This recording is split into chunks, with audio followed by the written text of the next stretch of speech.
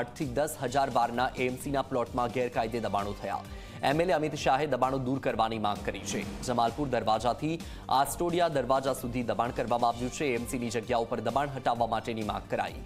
ગેરકાયદે ઊભા કરાયેલા કબાડી માર્કેટને દૂર કરવાની રજૂઆત કરાઈ। તો આપણે જણાવી દઈએ કે જમાલપુરમાં એએમસીની જગ્યા ઉપર દબાણો કરવામાં આવ્યા છે, જે હટાવવા માટેની રજૂઆત કરતો એક લેટર લખવામાં આવ્યો છે। એલિસ બ્રિજના એમએલએ અમિત શાહનો આ લેટર બોમ્બ।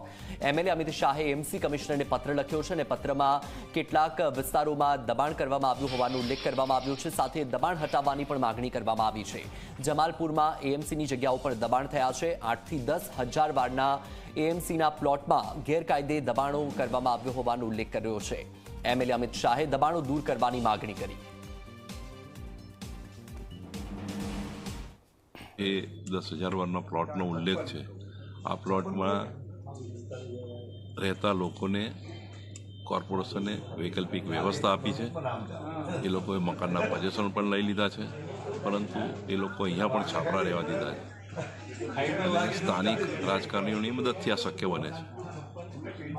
આ 10,000 વારનો પ્લોટ કરોડો રૂપિયાનો છે અને તેમાં બકરા મંડી પણ થાય છે અને કબાડી ખાનું પણ બનાવી દેવામાં આવ્યું છે। સ્થાનિક કોંગ્રેસના આગેવાનો દ્વારા આ બનાવવામાં આવ્યું છે।